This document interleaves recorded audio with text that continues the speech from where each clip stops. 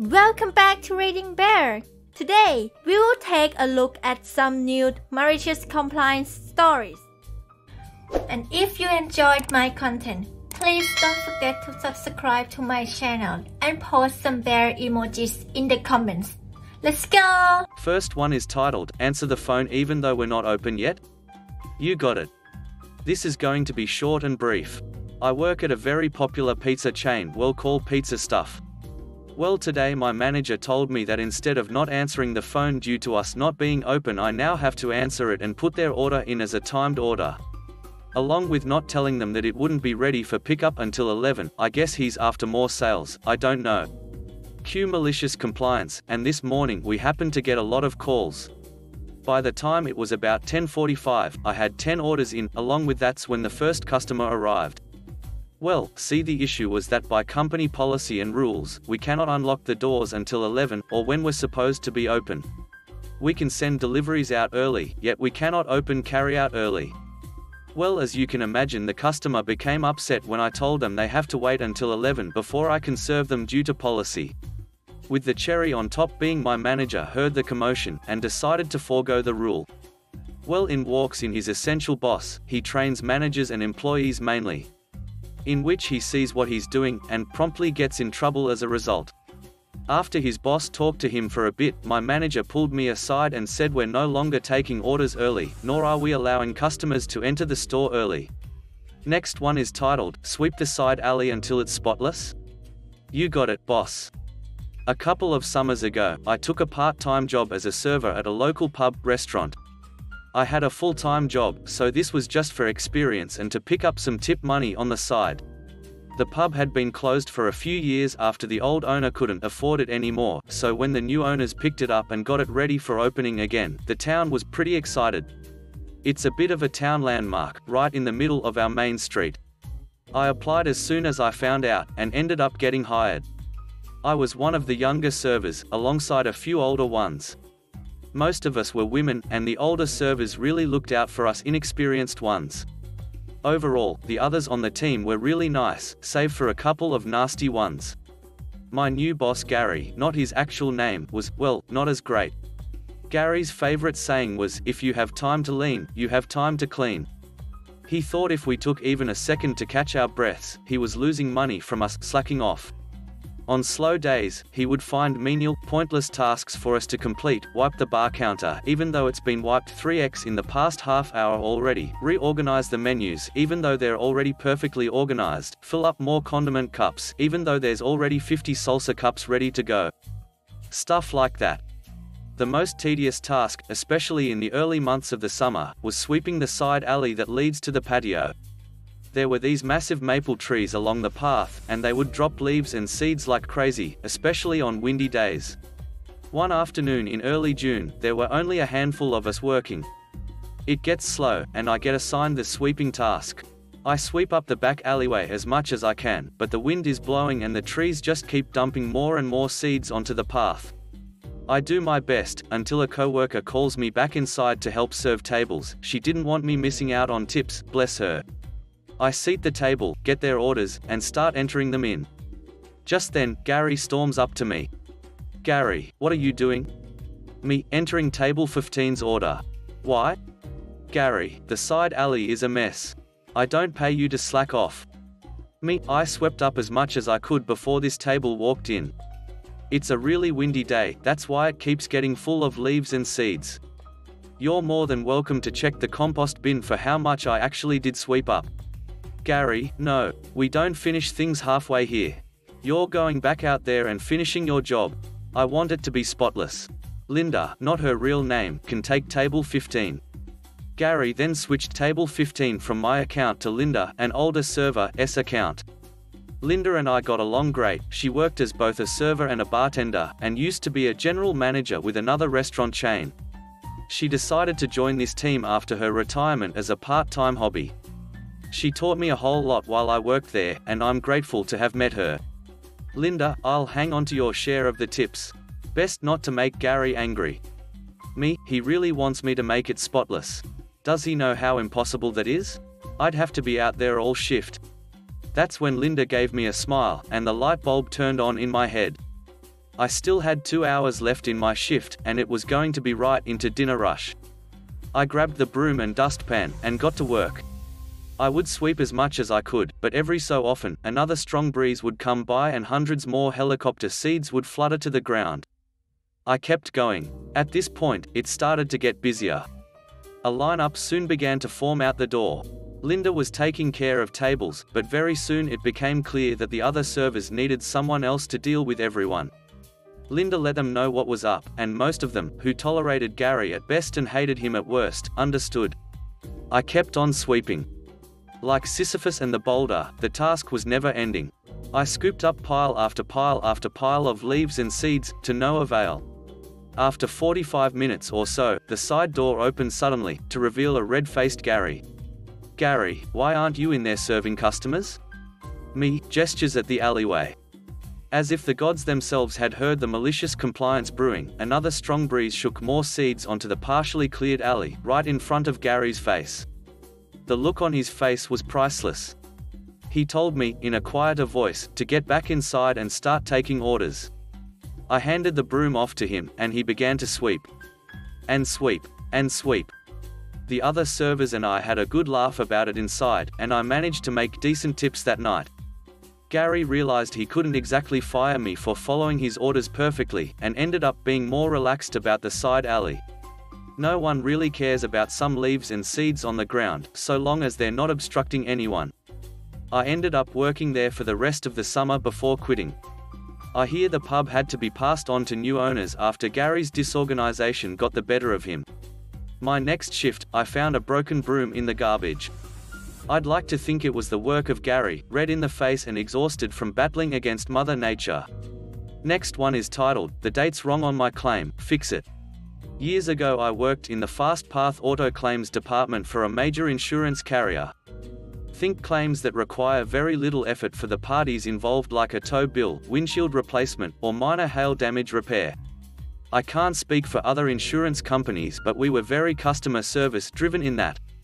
If during my research I found questionable info or potential fraud, we just sorta looked the other way and took care of the customer.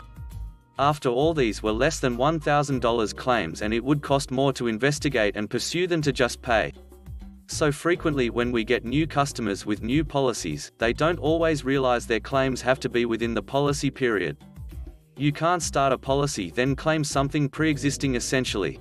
Unless of course you just keep it simple stupid and give us the least amount of info. So I get Karen on the phone, 5 minutes after filing the claim with the call center, and she's upset. "Your damn call center rep from India kept filing this claim from today's date. He kept trying to make excuses but kept putting in the wrong date for this tow bill. Fix it." We didn't outsource to India, and it was a small department, so I actually knew the person she spoke to, who sat 50 feet away from me and was straight up white with an Indian-sounding last name. Well, I attempted to explain why they were likely doing it, but she wouldn't have it. So I just politely asked her what the correct date was. It was a week prior, and her policy started 2 days after the tow bill.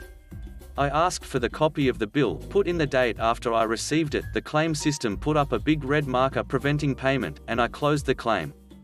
Told her she'll have to file with her prior carrier and wished her a good day. Not the biggest MC, but given how low effort, it still seemed ridiculous to be that upset and unwilling to listen.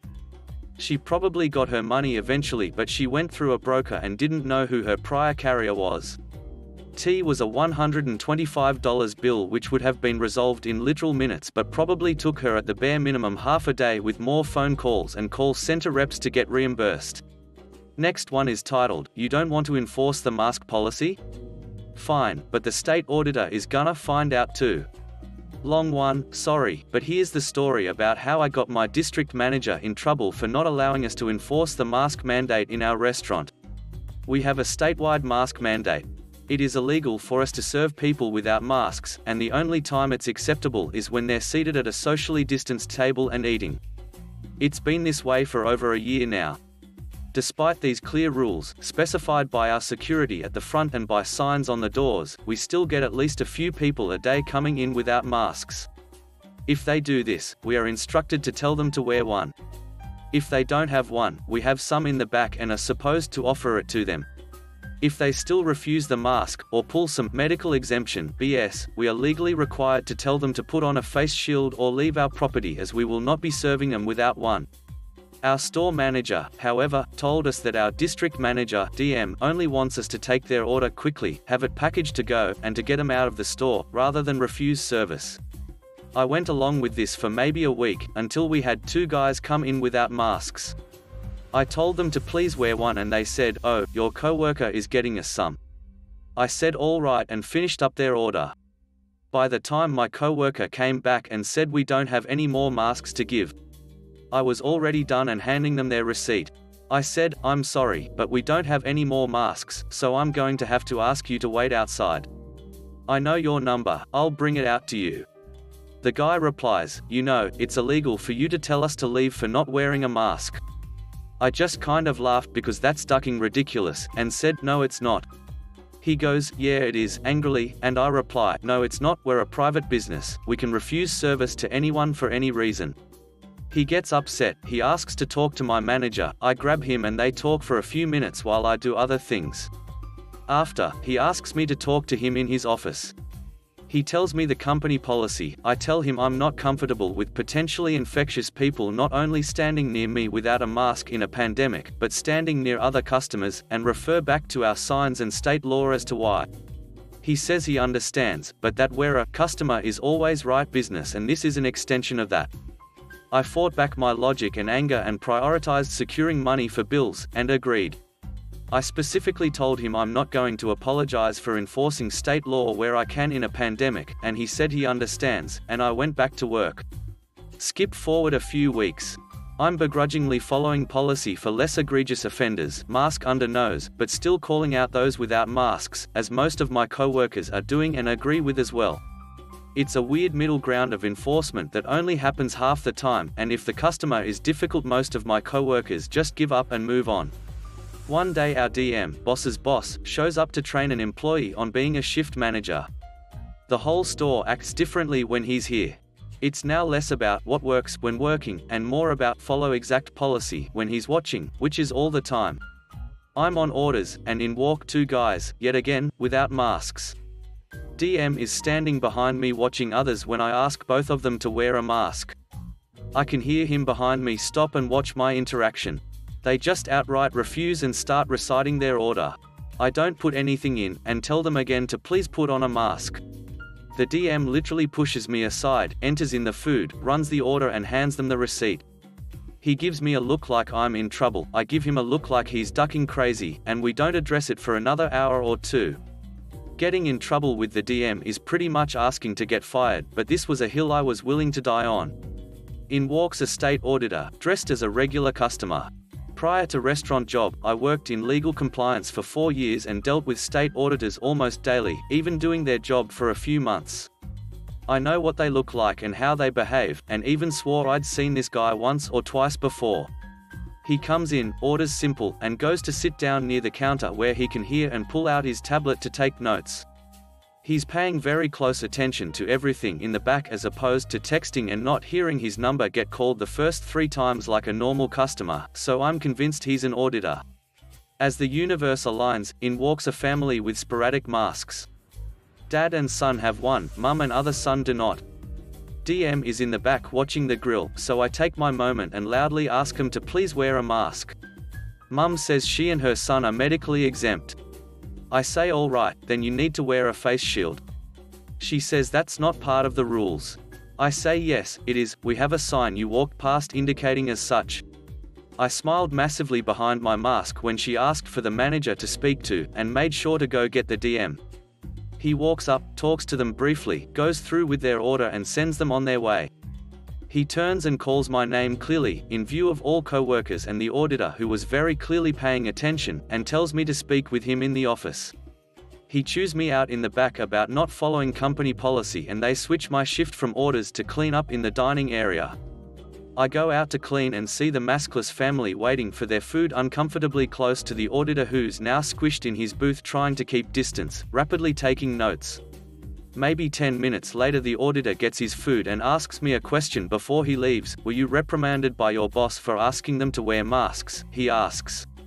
Yes. He blinked in surprise. Who reprimanded you?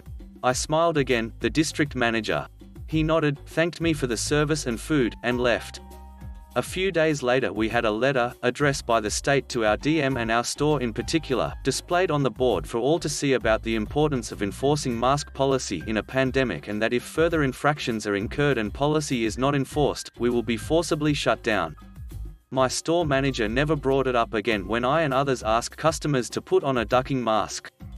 I've seen the DM once since. He gave me an angry look and hasn't said a word to me. Next one is titled, You Wanna Pay for Something That Doesn't Need to Be Fixed? By all means. I work in a very small authorized Apple service provider, which basically means we do all of the same stuff as Apple regarding repairs and retail. I am the only female in the store who is licensed to do consultations and upfront diagnoses on MacBooks and other Apple devices, which, as you can imagine, can lead to a lot of uncomfortable conversations with individuals who don't think I am capable of doing my job. A week ago, a man came in with an early 2015 MacBook Pro that was having issues with the mouse freezing every few seconds, making it practically unusable. The man insists that the problem is derived from the display freezing and had nothing to do with the rest of the system. As is protocol, I recommend to him that we need to do a $99 out of warranty diagnosis on the computer, as this issue is usually caused by a faulty or degrading SSD, which is quite common for this particular model. Instead of taking my advice, the man begins to yell at me, ranting about how he would rather see someone he knew was capable of helping him, how I didn't know what I was talking about because it was clearly an issue with the display. Attempted to explain to him that doing a diagnosis would potentially save him hundreds of dollars, as a display replacement would cost close to $1,000 and we would not be refunding him if replacing the display did not fix the issue. True to form, he continued to push that he did not want to do a diagnosis as he was confident that would fix the problem. At this point, I am over it and have other customers to help, so I book in his computer for a display replacement, knowing it would not fix the problem. He pays, still ranting about the fact he didn't get to see a real technician, and leaves. We fit the part and, as expected, upon boot up, the mouse is still freezing. We call him and explain that the issue is still persisting and that we would need to do a full diagnosis along with a likely SSD replacement.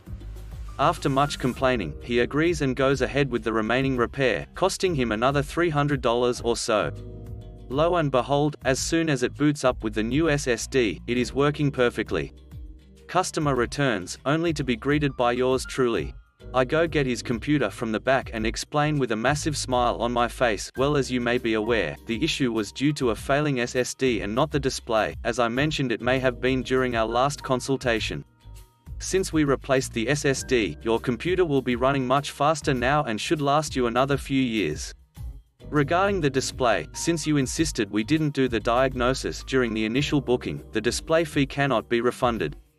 While telling him this, he doesn't ask questions. He kept his head down in shame as he paid what could have been the original price if only he had listened to my advice. Edit, I live in Australia and we use genuine Apple parts from Apple directly, so the rough estimate of $1,000 makes more sense when that is taken into consideration. Another note is that fee also includes installation and labor. Hope that clears things up. Last one is titled, Dave the Idiot. I have a friend who I'll call Dave. I say friend, but we aren't that close, on account of how Dave is a bit of a dick, and will embarrass you in public. He isn't a bad person, he's kind and will help people if they ask nicely, but he has no brain-to-mouth filter. His motto might as well be, hold my beer. He was telling me about his encounter with a wild Karen. It goes like this: Dave is out shopping for a couple of things, like bin bags and such, so he doesn't need a basket or shopping trolley. It's a nice day, so he's in a t-shirt and jeans. He found what he wanted, and was heading for the checkout, when he heard a harumphing Karen. Karen rudely asked, "Where's the milk?" Dave replied, "Sorry, I don't work here." Karen, "Yes you do. I saw you helping another customer. Don't lie to me. You're not going on your break until you've helped me get everything on my list, because I'm a valued customer." Or words to that effect. Dave, "Oh, so I do work here. Okay." It's important to note that on his way around the shop, he'd spotted a bottle of milk that had been left in the sandwich fridge, so he dutifully led her to the sandwich fridge and pointed to the lonely milk bottle. He continued acting as either the most obnoxious or most useless employee, walking to all the wrong places in the supermarket. She asked for small bags, meaning bin bags. He takes her to the section with tea bags for about 8 or 9 minutes more before the Karen apparently cottoned on to cotton on equals to figure out what he was doing, and went to find an actual employee. Disappointingly, she never asked to speak to his manager, and he said he was hoping she would. Thanks for listening.